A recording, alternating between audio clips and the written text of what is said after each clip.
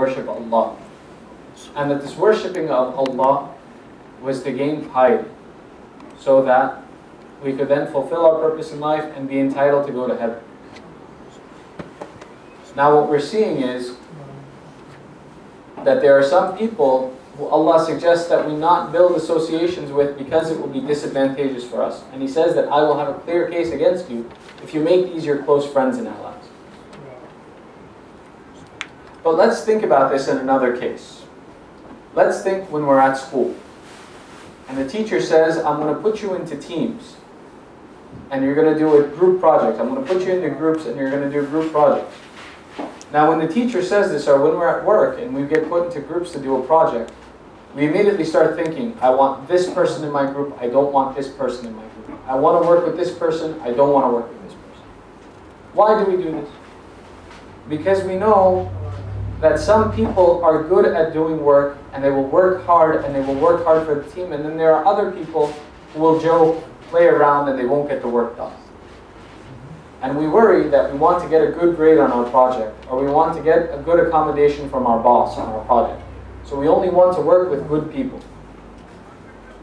In this same way, when we take a look at our friends, if we select friends who are good for us in our end goal and achieving our end goal, those are the best kind of friends. And if we pick other friends who aren't good for us in achieving the goal of our creation, Allah says, if you pick friends like that, I'll have a clear case against you. Then why did you associate with these people? Why did you make friends with people who wouldn't help you? Now, when we take a look at, let's say for example, a classroom, we can tell, okay, that person likes to tell jokes. That person is very rude. That person is very good at sports. That person is a very good student. That person, I don't know that person. But masalan, we can go through a classroom and we can go through and we can detail what kind of students are in a classroom and who we want to associate with. There are characteristics and signs that we see when we associate with these people of what caliber they are and what behavior they have and how they act and what their qualities are. In the same way, we have qualities amongst ourselves that we express and show in our day-to-day life. And then it becomes our responsibility to recognize what are those qualities we need to stay away from, and what are those qualities that will be beneficial to us and that we should make friends with. So, Imam Muhammad Baqir alayhi salam says that I heard from my father about 5 different types of people that one should stay away from and not associate with and not make friends with. So someone asked him, Ya Rasulullah, what are these 5 types of people? Explain to me, teach me so that I can keep away from them, so that I can continue on furthering my goal in my life. So he said that the first type of person that you should stay away from and not make close friends with and not make associations with is a liar. Because a liar will make what is far away seem close to you, and what is close to you seem far away. Now what does this mean? Let's say, for example, if you set your goal that you're going to memorize a surah in the Quran. Say Surah Shams. You say, I'm going to do this. If you tell your friend, hey, I'm going to memorize this surah, he would be the one who tells you, that's so hard. It'll take so long. Why do you want to do that? Come on, let's go play video games. I bet we can beat this video game in an hour. Now the thing that is close and beneficial for you and that doesn't take that long is the memorization of the surah. A video game, they don't make video games that you can beat in an hour. The purpose of a video game is to take a long amount of time from you. But look at how he's twisted your perception to say that this surah is difficult and very hard and will take a lot of time. And the video game, he said, is very easy. The second type of person that you should stay away from is a hypocrite. Now what's a hypocrite? You know what a hypocrite is? You know what a hypocrite is? A hypocrite is a person who says one thing but does another. So let's say, for example, he says it's very, very good to give charity. It's a very good thing that you give lots of charity, but then himself never gives charity. Or a person who, let's say, acts like a Muslim. When he goes to the masjid, he says, oh, look at me, how pious I am. But in reality, he goes home and he doesn't pray. He doesn't read the Quran. He only opens the Quran in front of other people. This is what we would call a hypocrite. unfortunately. So our Imam explains that stay away from the hypocrites, because a hypocrite will sell you for a morsel of food or less. Meaning whatever benefit he can get from you, he'll take it and get rid of it. So you can say, this is my best friend, this is my good friend, but in reality you mean nothing to him. And he doesn't really care about you. He's just pretending to care about you. So the third type of person our Imam explains that you should stay away from is a person who is stingy. A person who is stingy values his money more than he values you. So a stingy person is a person who loves money. Who says, why would I pay for a bus pass when I can just walk? It's a 3-mile walk. It's okay. Better to walk than pay the money. A person who loves his money that much doesn't really care for you. And his money is more important to him than even you, or God forbid in some cases, even their families. They love their money that much. So the Imam says, a person like this will not benefit you as a friend. You should not find people like this to be your friend. The next kind of person that you should stay away from in your friendship is a fool. Because a fool, even when he is trying to help you, will hurt you. So what he sees to make sense and to be a good idea for you would be harmful for you. You understand? You need an example? You want an example? You don't want an example? Alright. Recite a loud salawat and over.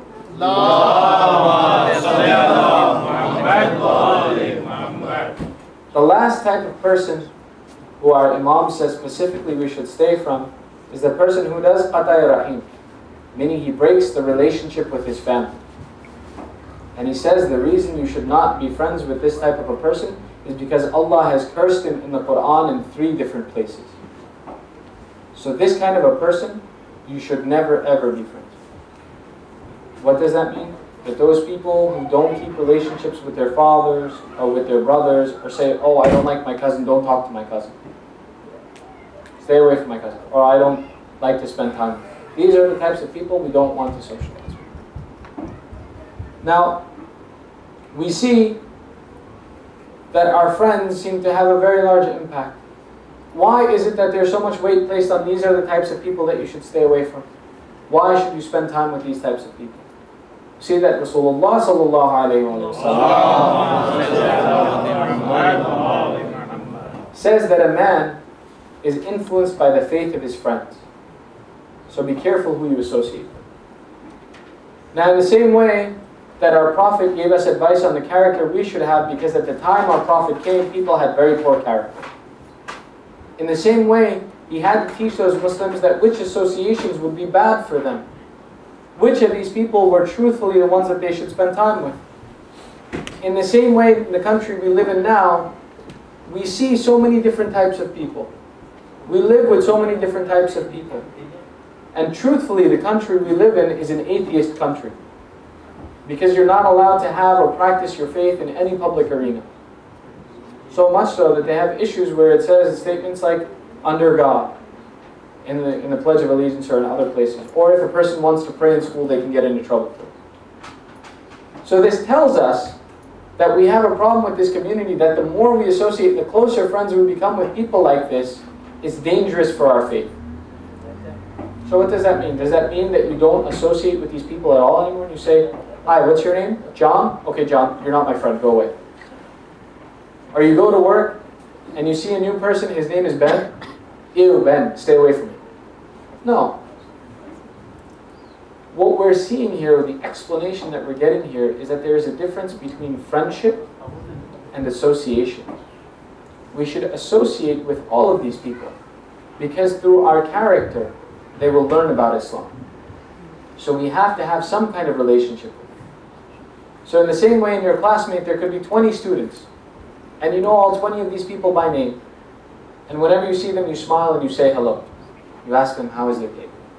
Or when you're at work, you work with 10 different people, and maybe there are 50 different people on the same floor or in the same department as you. You say hello to all of them, you're kind to all of them. But when you have a problem, you don't discuss it with them. When you need help, this isn't the person that you go to discuss your issues with. This isn't the person that you invite into your house and spend late hours with talking about things. Why? Because Imam Ja'far as-Sadiq alayhi salam explains that the type of a person that you should make friends with is the one who can make you a better person. Not the kind of a person who is worse than you in status. This means that the people we should be looking to make friends with are the ones who have better characteristics, or are focused and know where they are going. Know that they are Muslim and they want to act like a mu'min, and that they want to try to become closer to Allah in their life. Versus the person who doesn't know anything about his life and doesn't know anything about anything, the only benefit that you will get with this person is that you will have a good time. And our Imams have cautioned us is that be careful of the friends that you make that pass time. Because yes, while you may enjoy passing the time, there's no benefit for you. Such that the Quran tells us that on the Day of Judgment there will be a group of people who will call out, Ya waylata, laytani lam attakhidh fulanan khalila, laqad adallani an al-dhikri ba'da idh ja'ani. That people on the Day of Judgment who are believers, who are mu'mins in this life, will call out and say, woe is to me, had I not taken so and so as a friend of mine. Who is this so and so? This could be John, could be Joe Schmo, could be Ben. Why shouldn't I have taken so and so? Why will this person be sad on the Day of Judgment? Because he will say, لَقَدْ أَضَلَّنِي, he led me astray. He took me to the darkness, and al-dhikri, from the reminder, from the Quran, from the Ahlul Bayt, بَعْدَ إِذْ جَاءَنِي, after it had come to me. This is specifically then, this verse is talking about the mu'mineen. Because we have the reminder, we have the Quran, we have the Ahlul Bayt. But we are also in danger of making such and such friends, like Ben, like Joe Schmo, who will take us away from the Quran, will take us away from the Ahlul Bayt, and then on that day, we will be regretful. And Allah continues in another verse, He says, Salawat ala Muhammad wa ali Muhammad. Al-akhillau yu'minum, al-akhillau yawma idhin ba'duhum li ba'dhin aduwwun. Friends on that day will be the enemies of one another. And then it continues, is illa al-muttaqin, except the pious people. So now, one of the things that we talk about, especially in this country, is investments, is finance. And we talk about building our financial portfolios and investing for the long term and putting away in our 401k and doing all these things. Now you ask a 20-year-old guy, why are you putting money in a 401k? He says, so that when I'm 70 years old, I have money. You say, but you don't even know if you're going to live to 70. That's 50 years away. He says, yes. But right now, if I put the money away, it'll earn investment, and then 70 years of age, I'll have lots of money.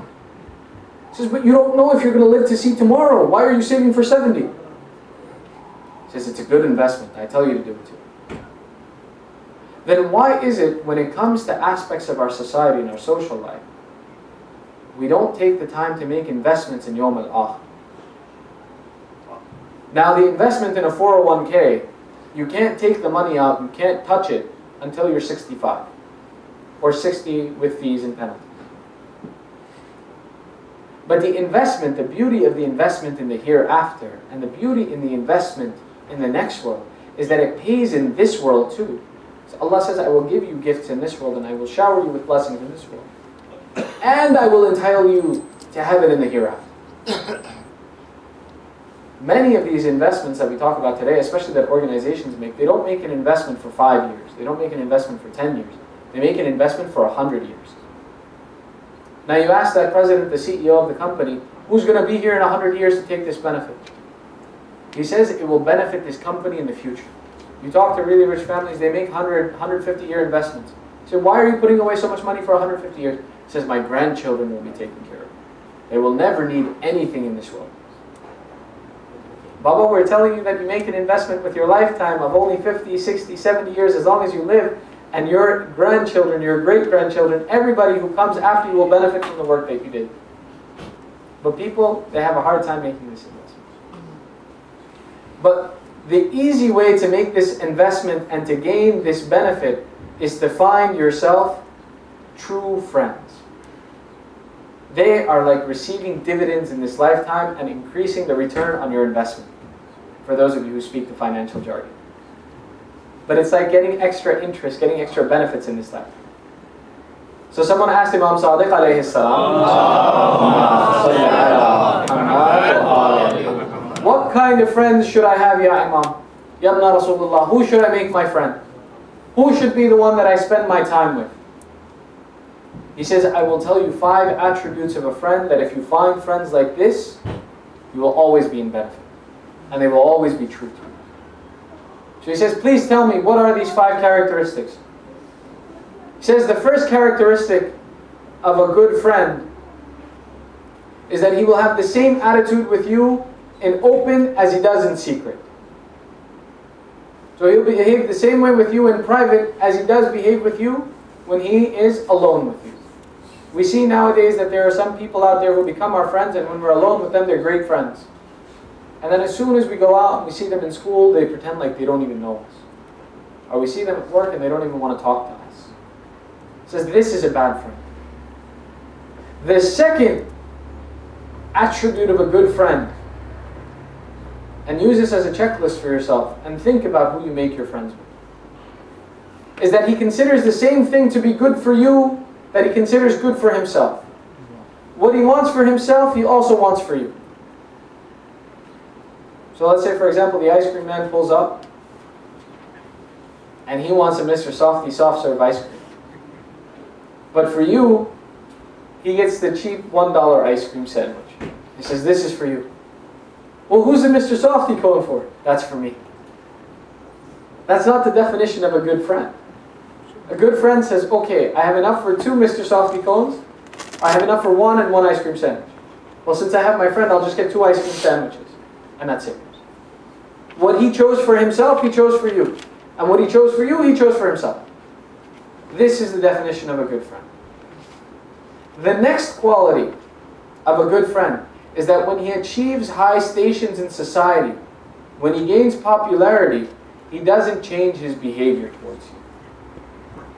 So tomorrow when he becomes rich because his 401k investment that his grandfather made pays off, and he starts getting checks, and he buys the Lamborghini, and he buys the Xbox 360, he's still your friend. The next quality of a true friend is that he doesn't deny you what he has control over. Meaning he doesn't try to boss you around just because he can. And we know this to be a good quality in a friend. We see this, that someone who treats you fairly when he has a position of authority is a good friend. And the fifth is that a good friend is one who will not leave you when you are in a state of hardship. So when difficulty comes upon us, we see that some of our friends stick by us, and others suddenly their phone deletes our phone number, or their phone number changes, or their email address doesn't work anymore, or they forget where our address is, or suddenly they don't know our name anymore. These are not the good characteristics of a friend, but rather one who is still there and asks about your health, asks if you need help. Whether or not you ask for it or not is another story.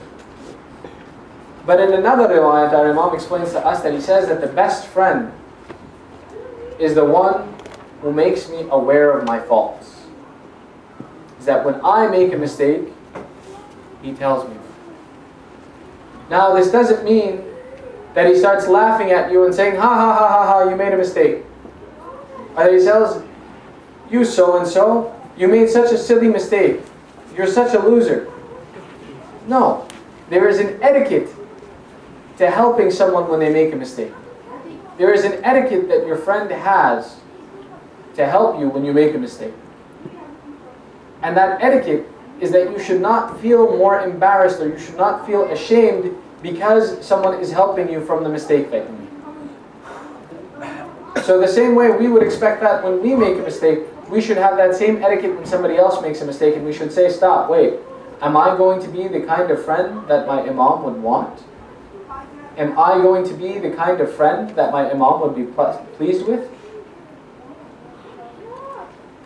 In this same way, we see the descriptions of the friends from Amir al-Mu'mineen, Imam Ali alayhi salam. And our Imam discussed excessively on this topic of good friends and supporters. And we see that our Imam, when our Holy Prophet passed, the condition he was in, and that at that point in time he found out that he did not have many good friends, and he did not have many supporters. How do we know this? Because the tradition and the statement that the Prophet had given him that, Ya Ali, after I die, and they steal your right, says, if you can find 40 supporters, stand up and object against them taking your right. 40 people. MashaAllah, there are most likely more than 40 people in this room right now. And my Imam, we see through history that my Imam did not have 40 supporters at that time. And in the same way, we should also make dua that when Imam Sahib al-Asr comes, that our characteristics are such that we can be his good friends and good supporters. And the way we achieve that now is by making good friends now and making good associations. And that doesn't mean you cut off all relations with everybody who's not a Muslim. You cut off all relations with anybody who's not a mu'min. No. What that means is that you start to limit your association with people who do not further your goal. What that means is, even though Ben is your good friend, he remains a friend. He remains someone who you sit with and you say, hello, how are you, Ben? But he no longer has influence over your personal matters. When you're in a state of difficulty, it's not Ben that you go to ask for advice. When you have free time and you could be doing something with that time, you don't call Ben to see what he's doing and go hang out with him. Instead, maybe you come to the masjid. Or you make friends with Abbas, or Abdullah, or Ali. And then you call them and you spend time. Why do you spend time with them? Not so that the two of you can play video games. No, but that maybe in the company of each other you'll have good conversations. You'll talk about something that you read from the Imam. You'll talk about memorizing the Quran. You'll talk about something. There's nothing wrong with talking about sports. But if that becomes your only conversation with your friends, there's something wrong. If that becomes the only benefit you can have with your friends, there's something wrong. If when you get up from a conversation with your friend, you cannot say, I learned one thing, or I will do this thing better, or inshallah, inshallah, I remembered my prayers and I will get up and pray. Now, when it is the time for prayer, you need to reevaluate your friendships. And maybe more than the other person, you're the bad friend. Maybe you have the capacity to be the guidance for your other friend and you're not doing it. And we need to constantly reevaluate that when we sit with someone. Do we get up with a benefit? Do we make our akhirat better? Or will we be the ones on the Day of Judgment who are regretting it? On the Day of Judgment, this person who I just spent 2 hours with talking about sports and video games, will he be my enemy on the Day of Judgment?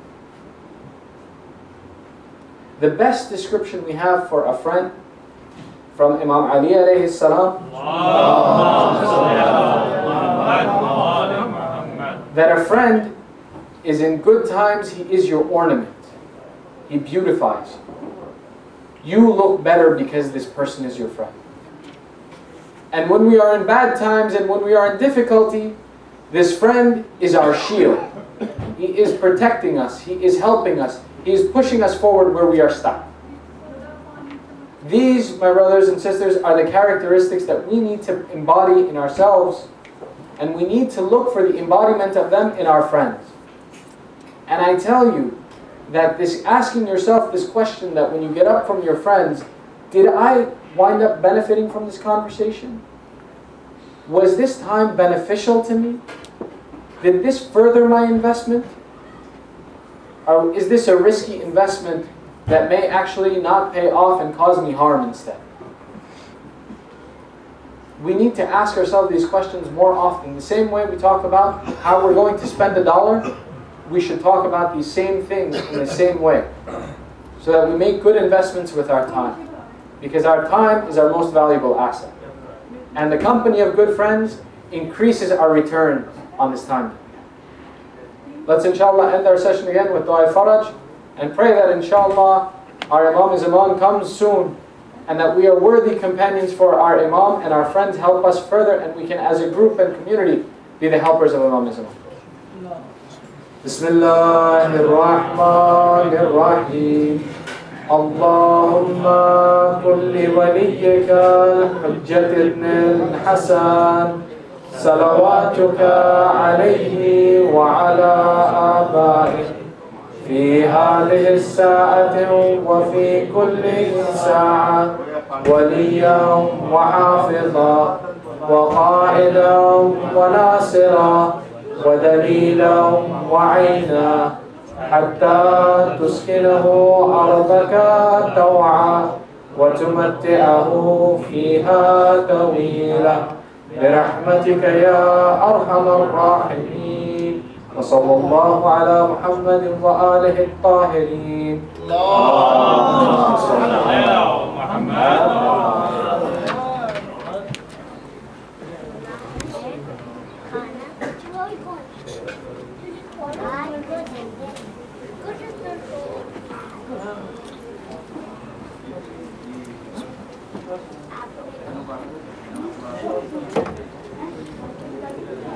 Al-Mahdi wa Ali Muhammad salawat. आपसे इल्तमास है जो आज के sponsor जनाब सैयद अख्तर अली शाह साहब और जनाब मलिक आमिर साहब उनके मरहूमीन के लिए एक सूरह फातिहा की दरख्वास्त है।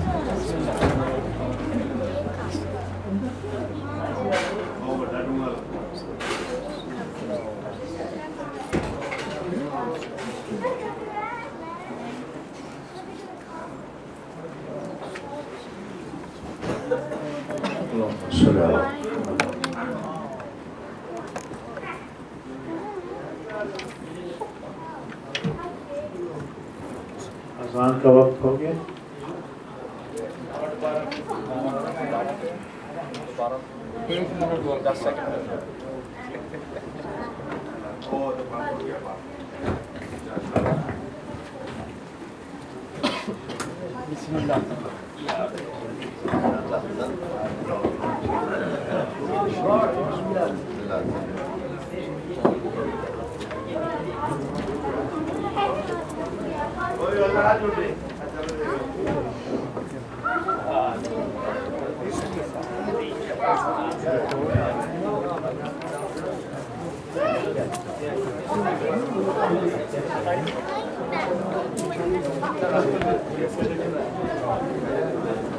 أعوذ بالله من الشيطان الرجيم بسم الله الرحمن الرحيم